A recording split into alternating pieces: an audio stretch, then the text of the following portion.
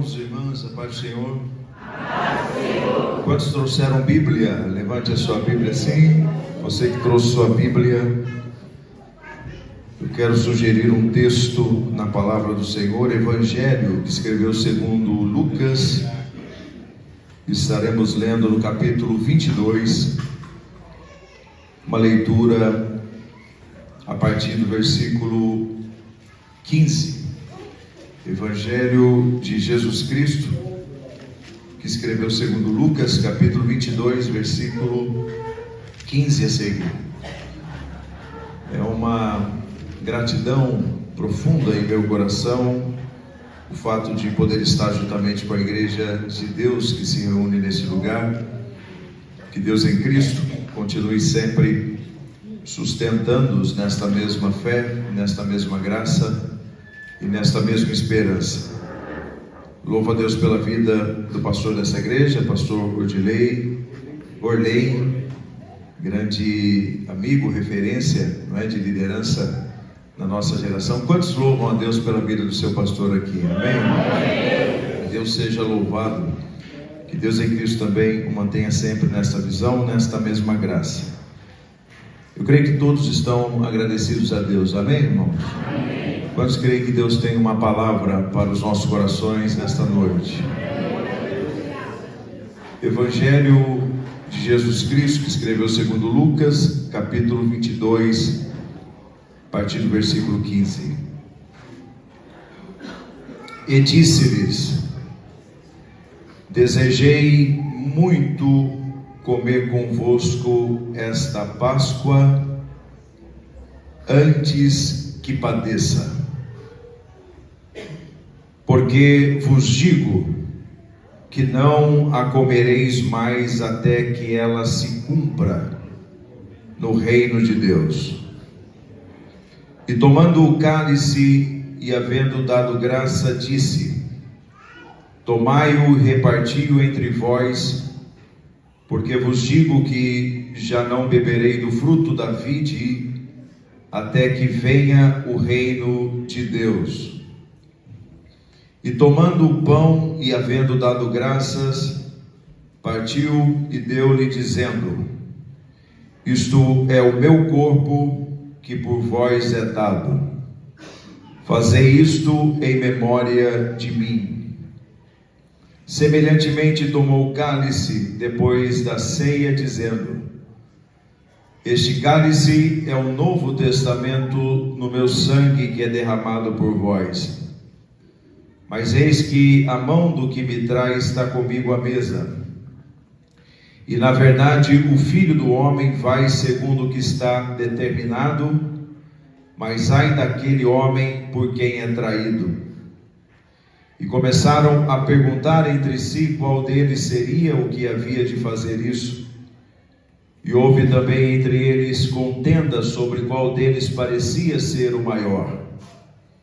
E ele lhes disse: os reis dos gentios dominam sobre eles, e os que têm autoridade sobre eles são chamados benfeitores. Mas não sereis vós assim. Antes o maior entre vós seja como o menor, e quem governa como quem serve. Pois qual é maior? Quem está à mesa ou quem serve? Porventura não é quem está à mesa? Eu, porém, entre vós sou como aquele que serve, e vós sois o que tendes permanecido comigo nas minhas tentações. E eu vos destino o reino, como meu Pai me destinou, para que comais e bebais a minha mesa no meu reino, e vos assenteis sobre tronos, julgando as 12 tribos de Israel. Amém? Tome assento, glorificando ao Senhor pela sua palavra. Queridos, esse é um contexto bíblico que com certeza tem a sua singularidade, a sua importância, o seu significado. Eu creio que dentre as muitas reuniões que Jesus teve com os seus discípulos, Esta é uma das mais importantes, pelo seu significado e pelo fato de ser a última reunião de Jesus com todos os seus discípulos. Depois desta ceia, depois desse encontro, todos esses discípulos seriam espalhados pelo fato da prisão de Jesus. Então a atenção, ela se volta para aquilo que seria as últimas instruções do Mestre aos seus discípulos. O que Jesus faria, o que Jesus falaria nesta última reunião. E para nossa surpresa, Jesus não chega nesta última reunião que deveria marcar a memória dos seus discípulos, que com certeza iria repercutir em toda a trajetória dos seus discípulos, esse último encontro. Para nossa surpresa, Jesus não chega com uma espécie de estatuto apostólico. Jesus, ele não apresenta aos seus discípulos, por exemplo, uma relação de princípios, como 12 princípios apostólicos que os seus discípulos deveriam seguir. Não, nada disso. Jesus não chega com nenhum papel, com nenhum princípio. Jesus, ele faz o que ele sempre fez. Ele é espontâneo. Ele deixa a verdade fluir. Ele deixa o momento acontecer. Ele sabe que a verdade depende exatamente desta espontaneidade. Mas algumas coisas marcam esse momento. Mesmo nesta espontaneidade, de singularidade, de verdade, de expressão da vida, como a vida é, existem movimentos de Jesus aqui, palavras de Jesus aqui, que podem definir a nossa história, podem mudar a nossa trajetória, podem ressignificar os nossos momentos. Porque, por exemplo, é incrível a qualidade da alma, do propósito de Jesus. Porque o que nós acabamos de ler aqui foram essas palavras de Jesus aos seus discípulos na última reunião, no último encontro. Jesus introduz a reunião com essas palavras: desejei muito comer convosco esta Páscoa, antes que padeça.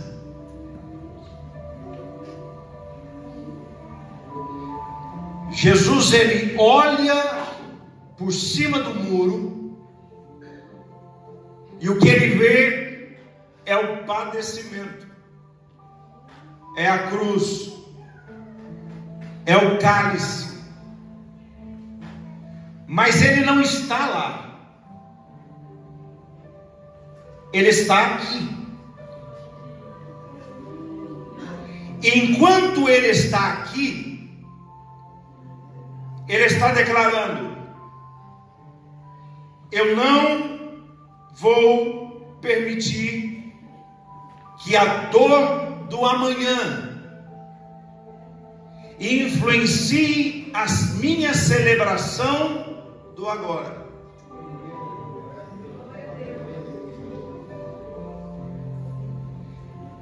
O que Jesus está declarando aqui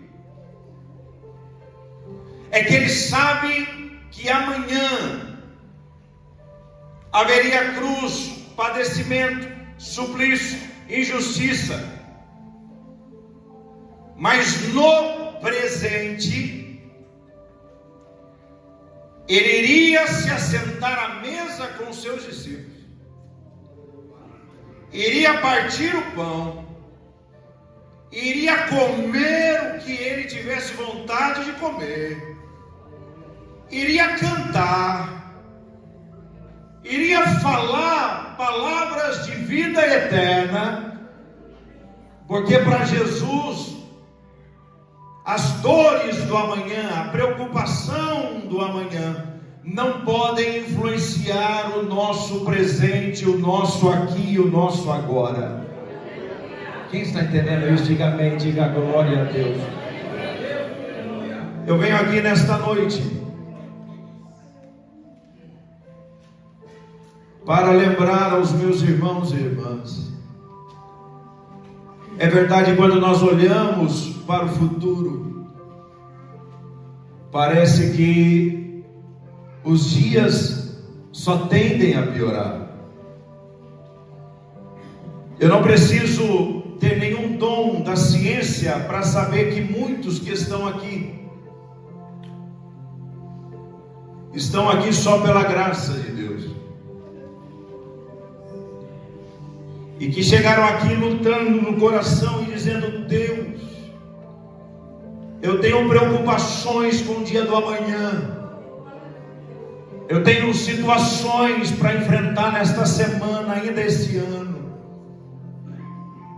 que são coisas que só eu e o Senhor sabemos da dimensão e da profundidade, mas eu estou indo para a tua casa, é noite de participar do pão e do cálice.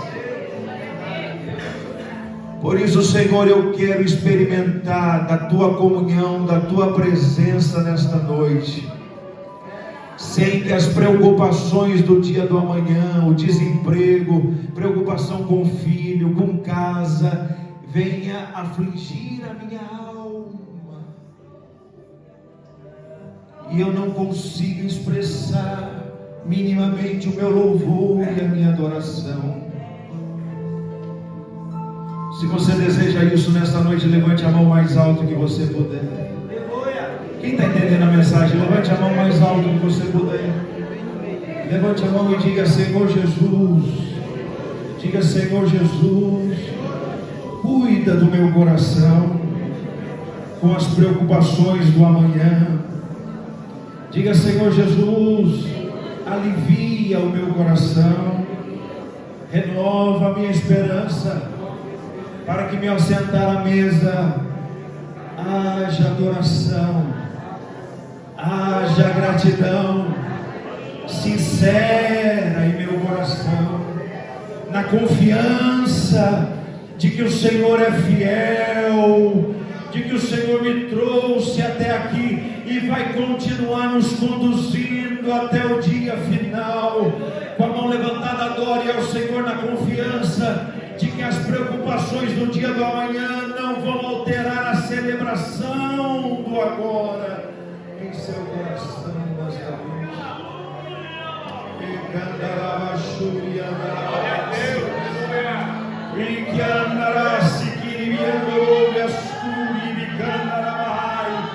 Toda ansiedade não pode disputar com a gratidão do seu coração aquele que foi morto, mas ao terceiro dia ressuscitou.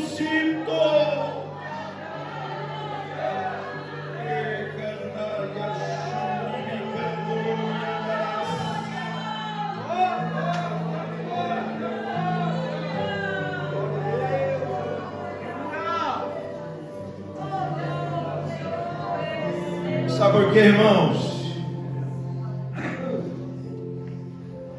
Jesus, quando orou ao Pai, segundo o relato do Evangelho de João, uma das expressões de oração pela sua igreja foi essa: Pai, eles já não são do mundo. Mas eu peço que os livre do mal, porque mesmo eles não sendo mais do mundo, eles ainda permanecem no mundo, eles ainda estão no mundo.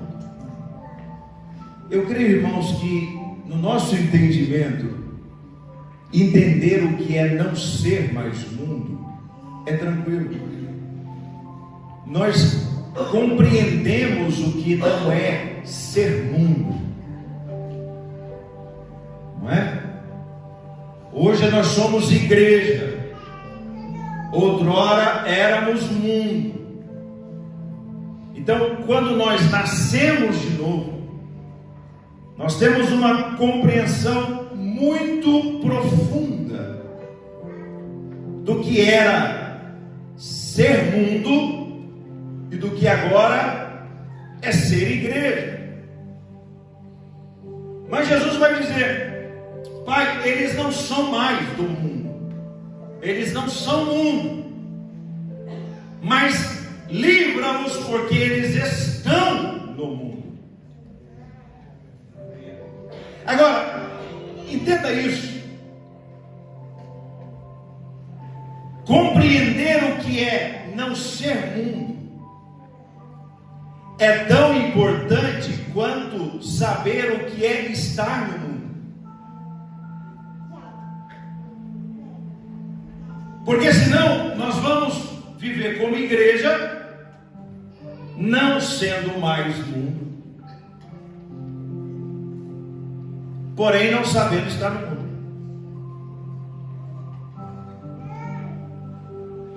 E aí, a ansiedade do mundo, as preocupações do mundo, as urgências do mundo,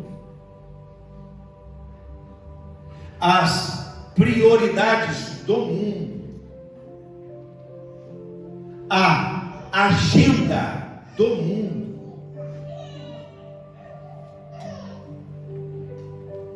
o cronograma do mundo, as agitações do mundo,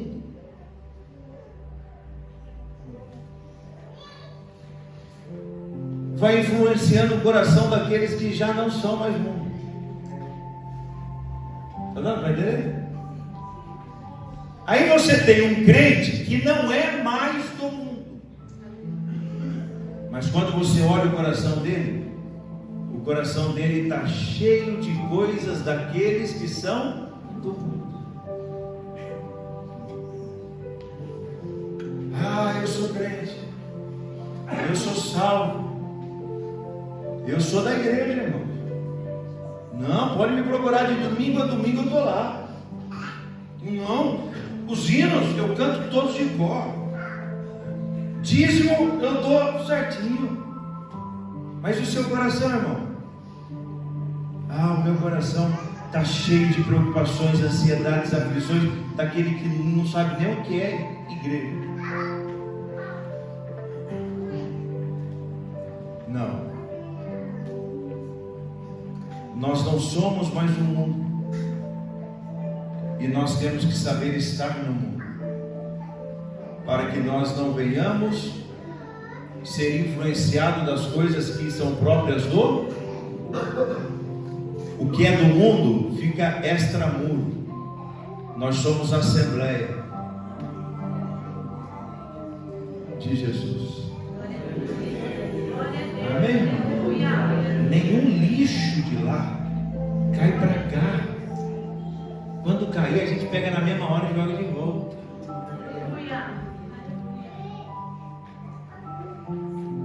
Porque aqui é o reino de Deus.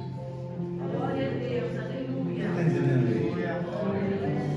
Por isso, quando você encontrar um crente muito sobrecarregado, cansado, desanimado, aflito, fala: irmão, você já deixou o mundo, não deixou? Deixei. Mas está no mundo, você está sabendo estar? Está cansado demais, está aflito demais. Isso é próprio deles. É o que Jesus vai falar para os discípulos. Toda essa ansiedade é própria dos gentios, vocês não. Vocês têm um pai. Mas, pastor, eu estou desempregado. Mas você é um desempregado que tem um pai.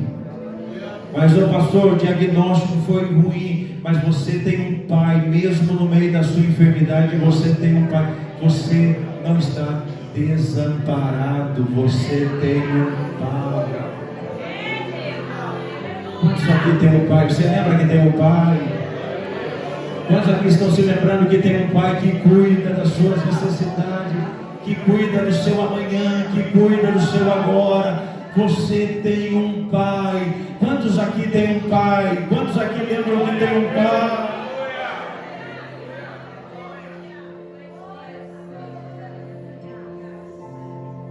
Você pode repetir comigo? Repita comigo.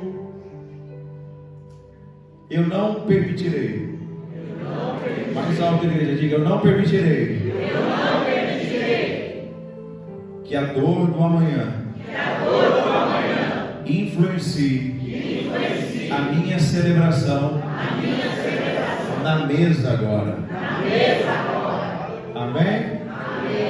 Você tem um hoje, você tem um agora, irmão. Deixa o amanhã.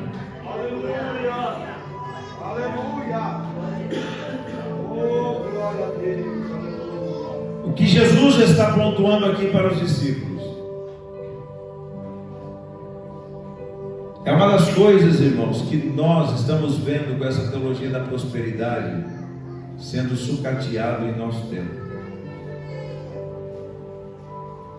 Teologia bíblica nunca iludiu ninguém. Teologia bíblica sempre buscou a verdade pela verdade para preparar homens e mulheres para o dia mau. Porque o dia mau não é se, mas é quando ele vai chegar. Todos nós passamos pelo dia mau, todos nós.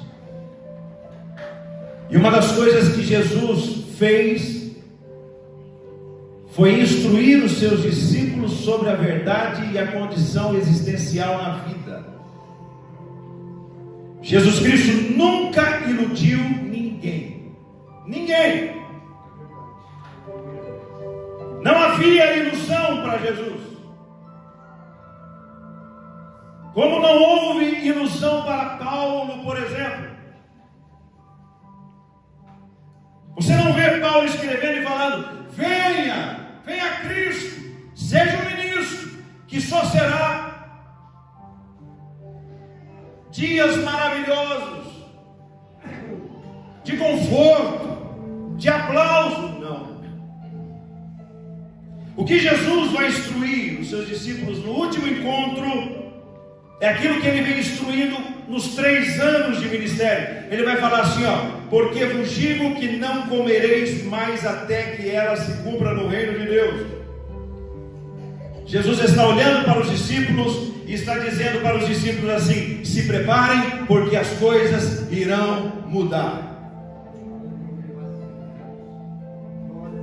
Até agora eu estive convosco, até agora nós comemos juntos, mas se preparem, porque os dias vão mudar.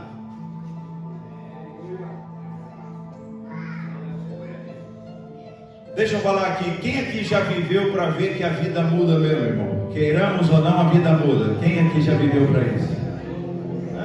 Não é, pastor? Pessoas vão, pessoas chegam, configurações mudam.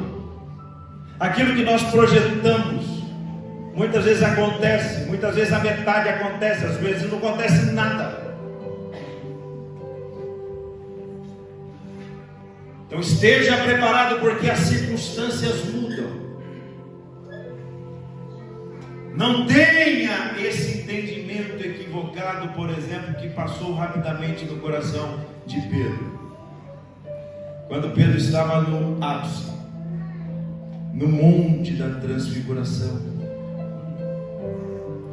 vendo Jesus sendo transfigurado, o rosto de Jesus brilhando, aparece Elias, aparece Moisés, o monte tomado da glória, ele olha para baixo, ele olha para aquilo que está diante dele, ele fala: quer saber uma coisa?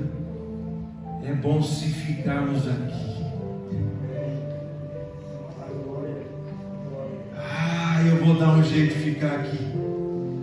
O Senhor não acha melhor a gente fazer umas tendas e o Senhor ficar por aqui mesmo? O Senhor, Moisés, não fez tenda nem para ele, eu só fico assistindo. Mas vamos ficar por aqui, Senhor. Lá embaixo o negócio está pegando. Vamos formatar isso aqui, vamos congelar esse tempo aqui, vamos ficar por aqui. Aí ele entendeu que no Evangelho não é assim. Hoje você está no Monte da Transfiguração. Alguns dias depois você poderá estar no Monte da Crucificação. O problema, irmãos, é que nós queremos muitas vezes colocar fórmula naquilo que é a dinâmica do Espírito. E o que muitas vezes serviu a minha, serviu de você em termos de fórmula no passado, se Deus estiver mudando no presente e eu não captar aonde o Espírito se inclina, até o que deu certo no passado começa a dar errado no presente.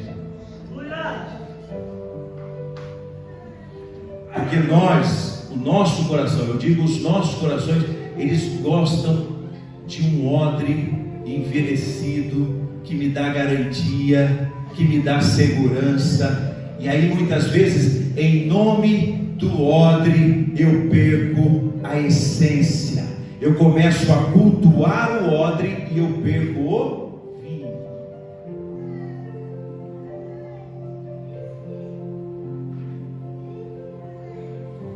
Só para você entender isso daqui rapidamente. Deus chegou no início do ministério de Moisés e falou: Moisés, eu vou te dar uma fórmula para você atuar, e a fórmula será o cajado. Você vai usar o cajado. E Moisés foi usando essa fórmula durante anos e anos. O cajado foi usando anos e anos, até o dia que Deus olha e fala assim: eu vou mudar a fórmula. Porque a questão não é a fórmula, é o Deus que deu a fórmula. Deus olha e fala assim: quer saber, eu vou tirar o cajado antes que Moisés parta. Porque eu, conhecendo o coração desse povo, se Moisés partir para a eternidade, esse povo, como é idólatra, é capaz desse povo pegar o cajado e começar a fazer o que com o cajado? Adorar o cajado. Ia fazer campanha em torno do cajado, ia colocar o cajado lá em cima do monte, ia ficar orando para o cajado, porque é o coração do povo. Aí Deus olha isso e fala: ok, eu vou tirar essa fórmula, vou mudar. Ele chega para Moisés e fala: Moisés, estou mudando, agora você não vai usar mais essa fórmula, eu estou te dando uma outra fórmula. Está precisando de água? Agora você não vai usar mais o cajado, você fala com a rocha, você não toca na rocha. Só que Moisés está vindo de tanto tempo usando uma mesma fórmula, que até ele tem dificuldade de mudar. Até ele. Porque ele agora se apegou a uma fórmula. E Deus é um Deus de vida, antes de ser um Deus de fórmula. Quem está entendendo isso daqui? Quantos estão preparados para falar para Deus: Deus, o Senhor veio até aqui comigo com uma fórmula, mas se o Senhor estiver mudando, eu quero estar pronto para entender, para discernir e abraçar aquilo que o Senhor tem para mim. Levante a sua mão mais alta que você tem. Glória a Deus, aleluia. E diga: Senhor, não é fórmula, é a tua presença. Diga para Ele. Diga: não é tradição, é o teu Espírito. Diga para Ele. Diga: não é o nosso jeito, mas é a tua vontade, Senhor. Diga: é a tua vontade, Senhor. Com a mão levantada, adore ao Senhor aí no seu lugar, porque o Senhor está olhando a sua oração, o Senhor está vendo a sua oração. Glória a Deus, aleluia. É por isso que no Evangelho Deus sempre vai nos indicar aquilo que é essencial. Diga essencial. Diga essencial. Diga essencial. Irmão, quantos aqui viveram a experiência do novo nascimento, do primeiro amor? Levante a mão aí. Você lembra desse tempo? Lembra? Lembra desse tempo? Lembra? Você vivia a partir daquilo que era essencial ou daquilo que era importante? Hã?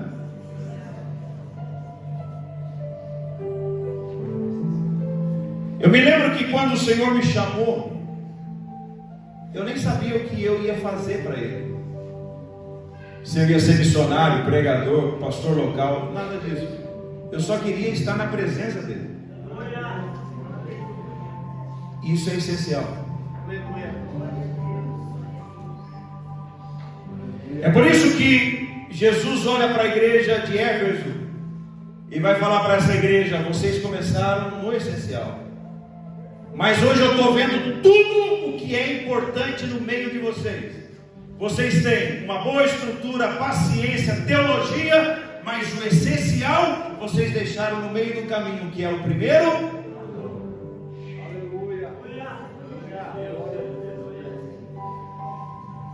Nós temos, por exemplo, a parábola do filho pródigo, quando o pai encontra no caminho o filho. O filho está quase nu, sem sandálias, sem anel, sem roupa, precisando de um banho. Todas essas coisas o pai sabe, são muito importantes. Mas o que o pai dá primeiramente para o filho? O que é essencial. E o que é essencial? Ele abraça o filho e ele beija o seu filho. Porque o essencial vem antes do que são, das coisas que são importantes. Quem está entendendo isso, diga amém. Sabe o que acontece? Eu estava vindo para cá, o Senhor estava ministrando isso no meu coração. Ele falou: filho, a parte da minha igreja anda sobrecarregada, cansada, angustiada, aflita, porque está partindo para a vida do lugar das coisas importantes. As coisas importantes têm o seu lugar, mas nós vivemos a partir do que é? Do que é? Aquilo que o seu filho está pedindo é importante. Se você tiver condição, dê a ele. Mas o que não pode faltar a ele é o que é? Abraço, beijo, olhar, oração, cuidado, discernimento. Aleluia. Quem está entendendo, diga amém. Amém. Diga amém. Amém. Por que Jesus ele tem essa mentalidade de olhar para o reino e falar do reino? O momento de maior dificuldade de Jesus, ele fala só do reino, o reino do meu Pai, o meu reino. Por que ele está olhando para o reino, o reino? É onde ele vai falar mais do reino. Irmãos, redobre atenção para você não perder isso aqui. Porque Jesus, mais do que ninguém, ele sabe que o Pai, ele trabalha com um plano. Com um plano. Não necessariamente com um momento, mas um plano. O momento, ele nunca será maior do que o plano.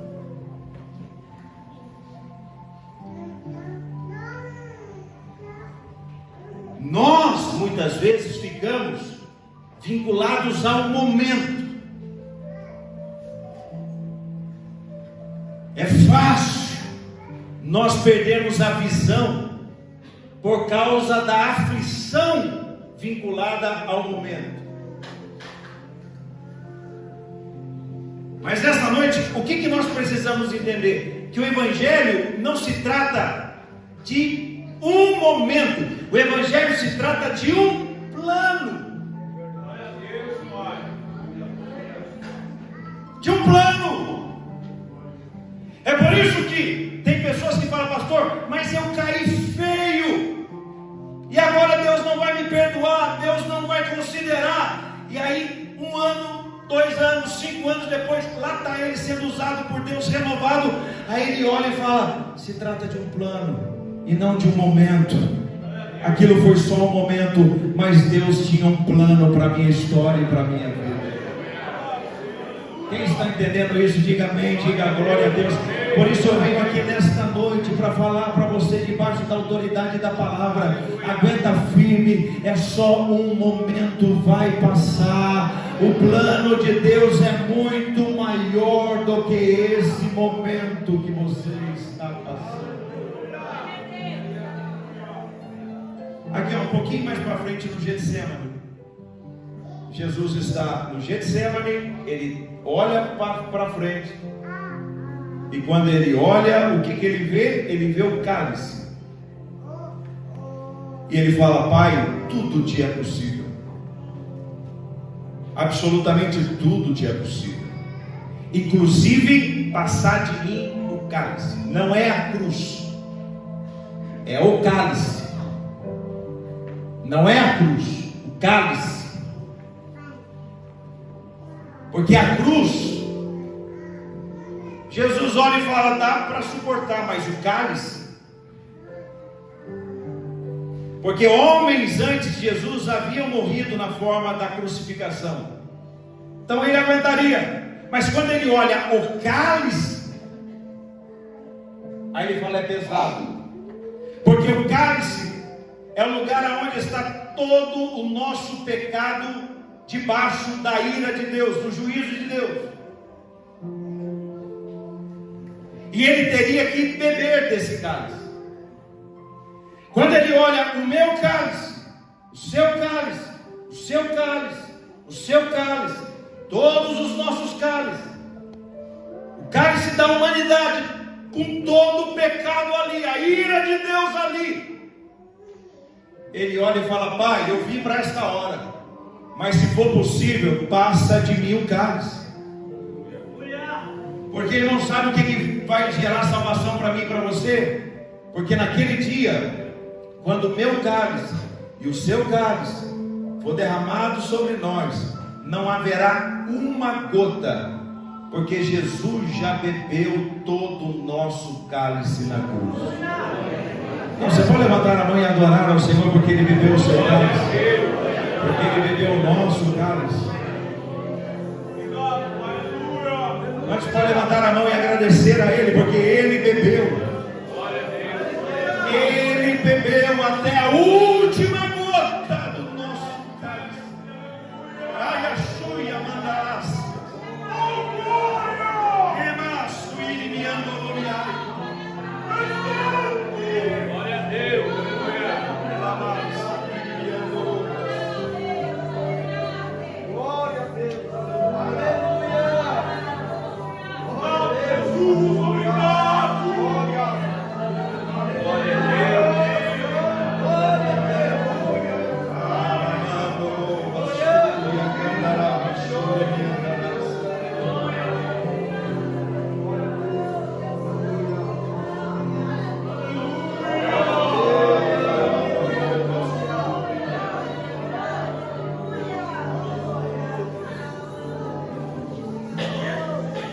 Está no Getsemane, e esse é um dos momentos mais difíceis para ele.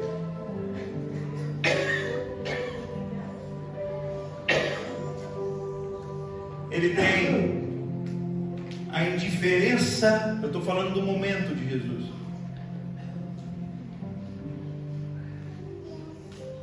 Qual é o seu momento? Qual é o meu momento? Está difícil o seu momento, irmão? Deixa eu falar um pouquinho do momento de Jesus. Ele entra no Getsemane, a antessala da cruz. O que vem a seguir é a cruz. Ele está na antessala da cruz, o Getsemane, o jardim.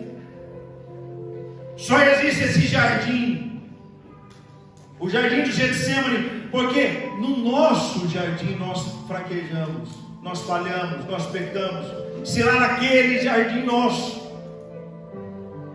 tivéssemos obedecido, não haveria necessidade desse jardim para o segundo Adão, que é Cristo. Mas agora o segundo Adão, em espírito, ele está nesse jardim. A dor é tão grande, a aflição é tão profunda que ele chama os discípulos mais próximos e fala: vigie um pouco comigo, fique um pouco comigo, me ajuda. Aleluia. E nós conhecemos a história. Por 3 vezes Jesus vai visitar os amigos e eles estão dormindo. Esse é o nível da indolência da alma. Indolência da alma é um estado terrível, porque eles estão num tempo único, num lugar específico. A eternidade está curvada para aquele momento. Os anjos estão acompanhando o que vai acontecer. O traidor, que é o traidor, não dorme. O traidor está muito acordado, costurando os últimos detalhes da traição. Tudo está olhando para aquele momento, para aquele lugar. E os discípulos estão fazendo o que, irmãos? Os discípulos estão fazendo o quê? Dormindo. Vamos lá, os discípulos estão fazendo o quê? Dormindo.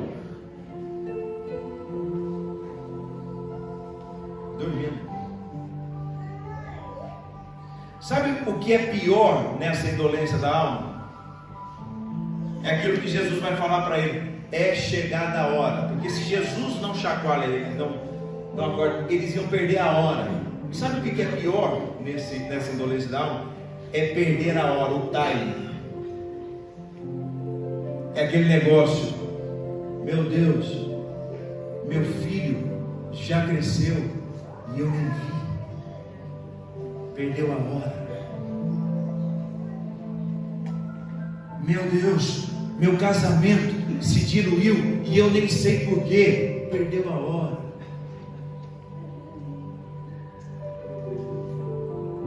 Irmãos, olha os sinais que estão à nossa volta. São verdadeiros gritos para despertar. E olha a humanidade como está. Não estão acordados. Porém, Deus tem 2 maneiras de acordar o seu filho, os seus filhos e o seu povo. Quantas maneiras? 2. Quantas maneiras? 2. Primeira maneira que Deus acorda o seu povo: Ele envia os seus profetas. Ele envia quem? Porque, irmão, todo profeta é barulhento. Sim ou não? Sim. Quem aqui já viu um profeta quietinho, tímido? Profeta é o quê? Então Deus envia quem primeiro? Profeta. Chega fazendo barulho. Faz barulho. Você pega um Jeremias, barulhento. Faz barulho, vai acordando todo mundo. Se o povo não acordar com o barulho dos profetas, Deus envia o segundo barulho. Sabe qual é o segundo barulho? É o barulho do juízo. Aí, irmão, acorda. Porque daí o inimigo entra na terra, pega os anciãos, humilha os anciãos, mata os jovens, violenta as mulheres, e aí não tem como não acordar. E na verdade tem uma terceira maneira de Deus acordar seu povo, que é através da palavra. Diga a palavra. Diga através de Jesus. Diga Jesus. Quantos aqui querem se despertar com a palavra de Jesus? Levante a mão. Levante a mão e dê glória a Deus mais alto. Então chacoalhe o seu irmão e fala para ele assim: você quer despertar com a palavra de Jesus, né, irmão? Pergunta para ele aí. É melhor, não é, irmão? Se despertar com as palavras de Jesus, com a palavra do Evangelho.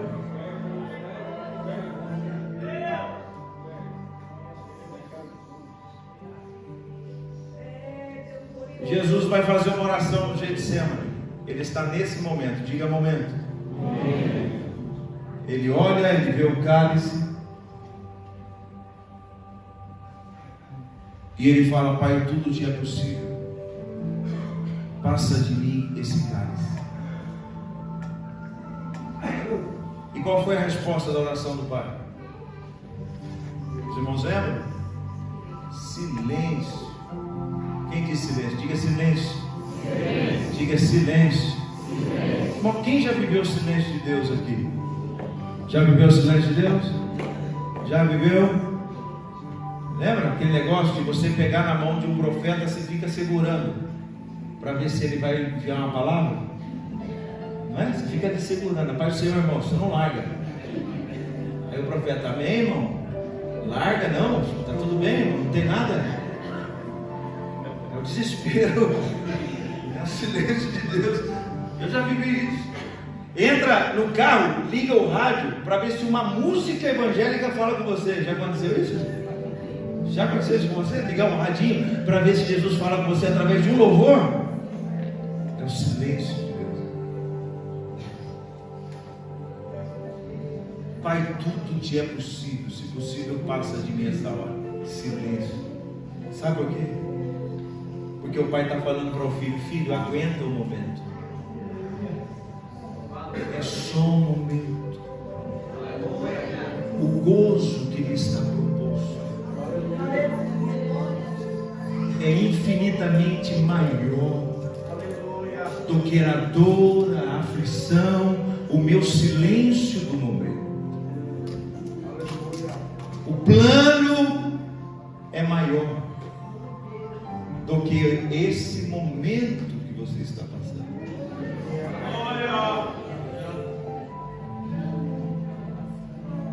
Se coloque no lugar de Marta e Maria. O irmão enfermo, sabendo que Jesus tem poder para curá-lo, avisa que o irmão está enfermo. Jesus não vem dentro da hora. Enquanto seu irmão estava enfermo, seu irmão morre. Imagina a dor no coração dessas duas irmãs, tendo Jesus como um grande amigo. Por que Jesus não nos atendeu naquele momento de enfermidade, naquele momento de dor? Porque hoje nós na Bíblia, nós temos acesso ao plano, mas elas não. Elas estavam vivendo um momento, mas Deus tinha um plano maior do que o momento. Porque o plano de Deus para Lázaro não era curar Lázaro, mas era ressuscitar Lázaro. Quem está entendendo isso? Levante a mão mais alto que você. Levante a sua mão mais alto que você puder. Você pode levantar a sua mão, a sua voz e dizer: Senhor Jesus. Diga: Senhor Jesus, me dá graça para suportar esse momento. Porque hoje eu aprendi que o plano é sempre maior. Diga: é sempre maior do que o momento. Com a mão levantada, adore ao Senhor, apesar do momento em que você está atravessando, apesar do momento em que você está vivendo.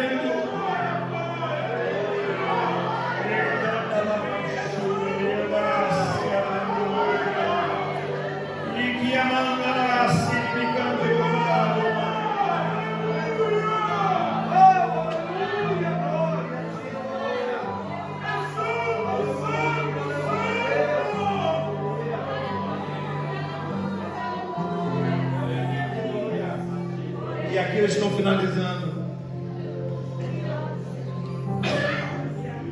Quantos querem chegar bem até o final? Levante a mão e diga amém. Bem, Paulo vai falar do bom combate no começo, vai falar do bom combate no final. Eu sempre digo que nós sempre começamos no bom combate. Mas se nós não tomarmos cuidado, nós chegamos só no combate pelo combate, sem um bom combate. E é fácil você identificar o irmão que está no bom combate do irmão que perdeu o bom e só ficou com o combate. O irmão que está no bom combate, irmão, pode estar passando o temporal que for. Você chega nele e fala: irmão, como é que está? Ele fala: é só glória, irmão, o vento está soprando, mas glória a Deus. Amém? Porque ele está no bom combate. Diga: bom combate. Diga: bom combate.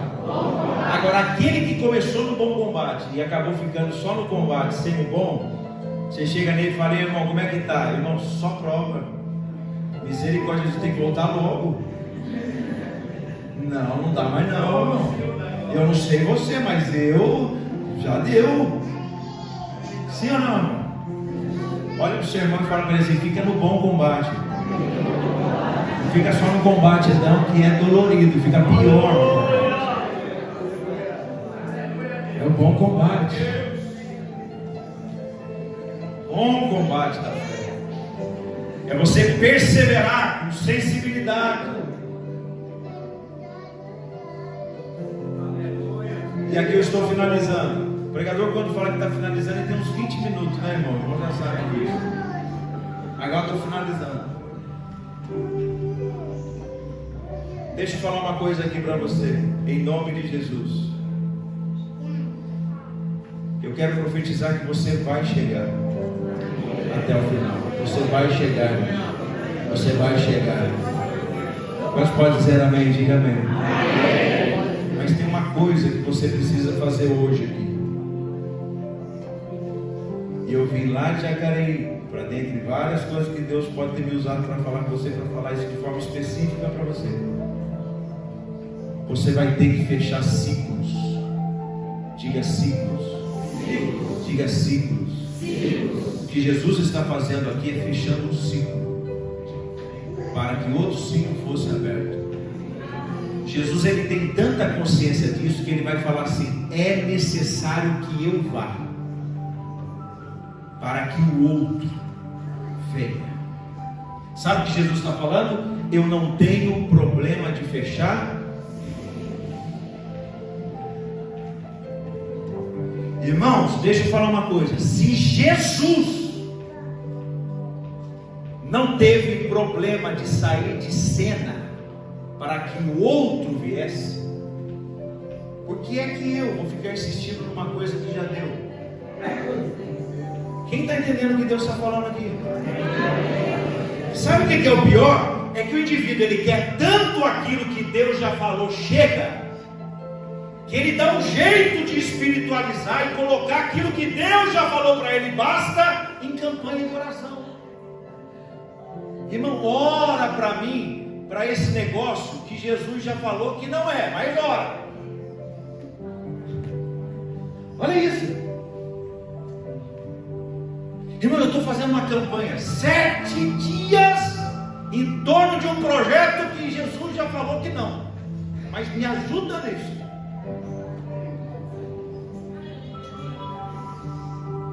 É hora de você fechar ciclos.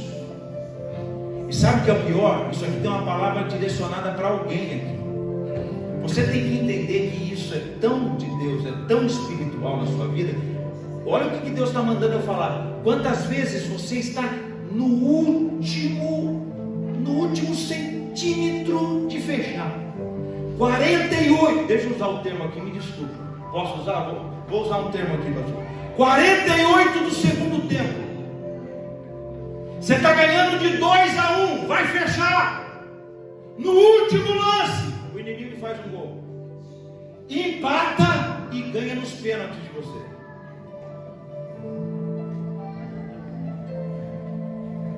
E lá vai você de novo voltar naquele mesmo ciclo.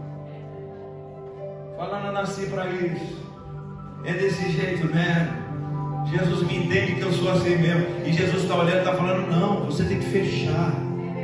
E eu estou com você para você fechar. E eu já estou falando há dias para você fechar, porque eu tenho algo novo preparado para você. Mas você vai ter que fechar esse ciclo para a glória de Deus.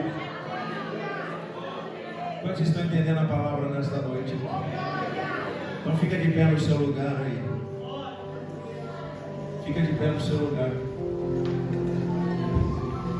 Feche os seus olhos. E você que precisa fechar os ciclos, você vai orar comigo esta oração. Diga: Senhor Jesus. Diga: Senhor Jesus, obrigado pela tua palavra.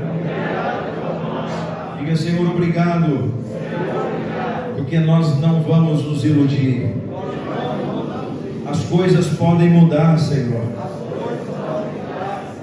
É verdade, Senhor, que a ansiedade do amanhã procura roubar a alegria do agora. Diga: mas pela tua palavra, Senhor, nós confiamos em ti, porque o Senhor é fiel. Diga: Senhor Jesus, Esta noite é uma noite onde o teu nome será glorificado, porque nós fecharemos ciclos que estão minando as nossas forças, que estão roubando os nossos dias. Diga hoje, Senhor, não por força ou violência, mas pelo teu Espírito Santo, nós fechamos ciclos, Senhor, ciclos de decepções, Senhor, de traições, de dores antigas. Nós fechamos nesta noite para nos assentar à tua mesa com o coração cheio de júbilo e de alegria, Senhor, livres, ó Deus, para te adorar na tua presença. Elamandoro basturi bicandoro miaya.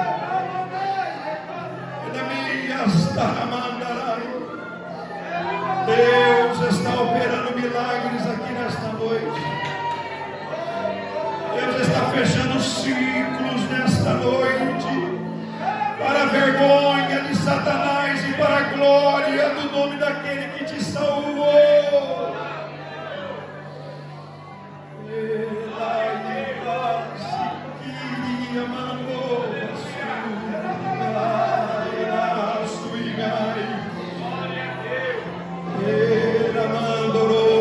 O Senhor está renovando as suas forças para você passar por esse momento, para você não perder o plano, porque o plano de Deus é extraordinário para a sua vida, para a sua casa. Por isso Ele renova as suas forças para você enfrentar esse momento.